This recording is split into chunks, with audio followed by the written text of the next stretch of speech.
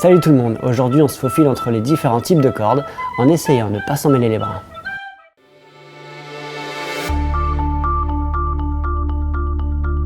Il existe différents types de cordes, elles ont toutes une utilité propre, sont faites pour un certain type d'escalade, pour de bonnes raisons, mais si personne ne nous le dit, on ne peut pas le savoir, du coup, on y va. Alors déjà, on va commencer par faire notre choix entre deux différents types de grandes familles, les statiques et les dynamiques. Les dynamiques, comme leur nom l'indique, ont une certaine dose d'élasticité qui permettra d'absorber le choc d'une chute. C'est donc naturellement ce qu'on va utiliser pour faire de l'escalade. Les statiques, elles, par définition, donc, ne peuvent pas dynamiser, du coup on les utilise plus pour des manips de cordes, comme des remontées sur corde, des rappels ou des tractages, etc. Bref, on n'en parlera pas aujourd'hui.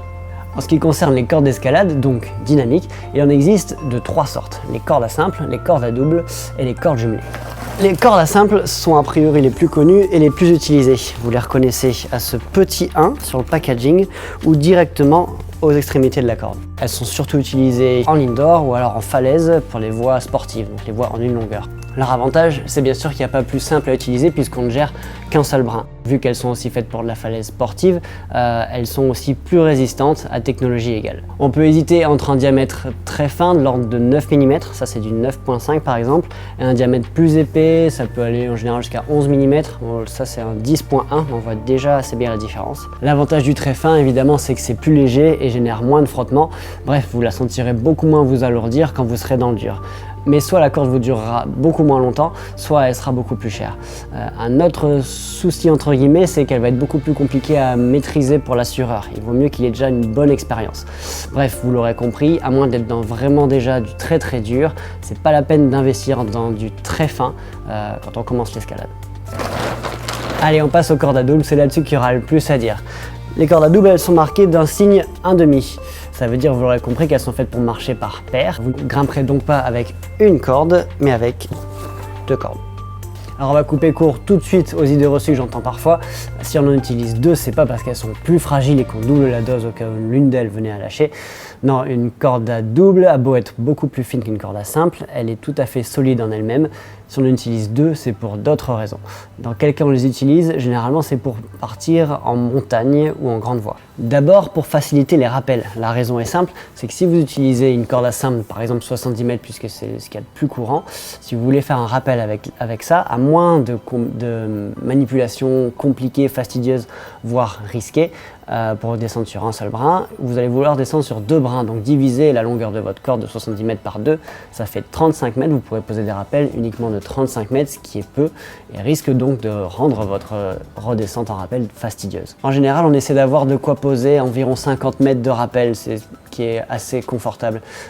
Donc soit vous coltinez une grande corde à simple de 100 mètres, soit vous optez pour deux cordes à double de 50 mètres que vous relierez entre elles. Et c'est clairement cette dernière option que vous allez vouloir choisir, parce qu'une longue corde de 100 mètres en grande voie, c'est l'enfer à utiliser, ça vrille de partout, ça traîne, et c'est beaucoup plus lourd que deux brins de corde à double de 50 mètres. Ensuite, utiliser des cordes à double, ça permet de réduire les zigzags entre les dégaines. Parce qu'en grande voie, ça arrive effectivement assez souvent que les dégaines ne soient pas posées de façon franchement linéaire. Du coup, en clippant les dégaines à gauche sur le brin de gauche et les dégaines à droite sur le brin de droite, vous réduisez considérablement le tirage. Et en réduisant le tirage, vous améliorez aussi l'absorption du choc en cas de chute. Et c'est là probablement l'une des premières utilités des cordes à double, puisque comme on l'a dit, on va surtout utiliser ça en grande voie ou en montagne, là où les protections vont être souvent plus fragiles qu'en voie sportive, ou alors ça peut même être parfois le rocher sur lequel on pose les protections qui est beaucoup plus fragile. J'ai vécu ça il y a encore 2 semaines. Flippant. Bref, vous allez aussi sinon utiliser ça en grimpe traditionnelle ou encore pire au niveau protection sur de l'escalade de glace. Bref, c'est vraiment des situations où vous voulez que le choc sur la dégaine soit le moins important possible et c'est à ça que servent les cordes à double, c'est-à-dire qu'elles ont une force d'absorption de choc qui est meilleure qu'une corde à simple. Elles vont pouvoir réduire le choc parfois jusqu'à de moitié par rapport à une corde à simple. Aussi, quand vous grimpez sur coinceur, le fait de pouvoir clipper alternativement les brins pour rester le plus dans l'axe possible permet d'éviter de décoincer les coinceurs en fait, en évitant de tirer de côté. Puisque pour rappel, un coinceur c'est fait pour se coincer dans une fissure du haut vers le bas. Mais par contre, si vous tirez de côté, ça risque de sortir. Du coup, vous voulez éviter que la corde tire sur le côté. Les cordes à double vous permettent de rester le plus possible dans l'axe et d'aider à ça. On range ça. Hop.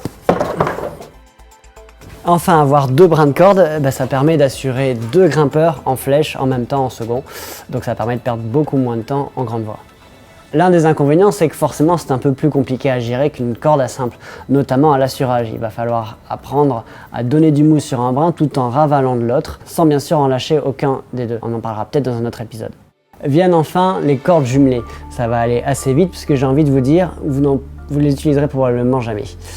Ça peut être utile dans certains cas très spécifiques, mais franchement, à mon avis, c'est très rare. Et personnellement, j'en vois pas vraiment l'utilité. Les cordes jumelées, elles vont être symbolisées par 2 anneaux pris l'un dans l'autre, ensemble.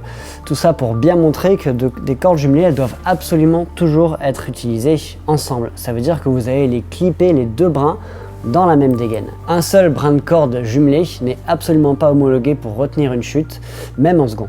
Leur seul avantage, peut-être à mes yeux, c'est qu'elles seront encore plus légères, parce qu'elles sont encore plus fines, elles seront encore plus légères qu'une corde à double.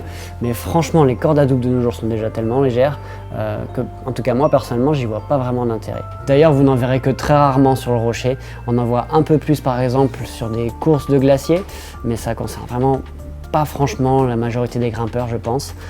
D'ailleurs, il s'en vend de moins en moins, on en voit de moins en moins dans les magasins.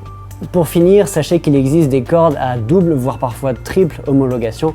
Ça veut dire que donc elles font les 3. Généralement, elles vont avoir les 3 logos déposés sur le packaging ou aux extrémités des cordes. Donc une corde, par exemple triple homologation, sera plus chère, mais l'un dans l'autre, ça reviendra à peu près au même, puisque vous n'aurez pas besoin d'acheter par exemple une corde à simple et 2 cordes à double. Vous achetez 2 cordes donc avec la triple homologation, et vous en prenez qu'une, ça vous fait une corde à simple, et vous en prenez 2, vous pouvez grimper à double avec. En gros, avec seulement 2 cordes, vous pouvez tout faire, au lieu de 3 par exemple. Et voilà, j'ai essayé comme d'habitude d'être le plus clair possible, c'est pas toujours facile sur des sujets comme ça. J'espère néanmoins vous avoir appris quelque chose. Je vous mets les liens, vous avez l'habitude, vers le shop d'Epic TV. Et puis bien sûr, n'hésitez pas à compléter, poser des questions via les commentaires. À bientôt.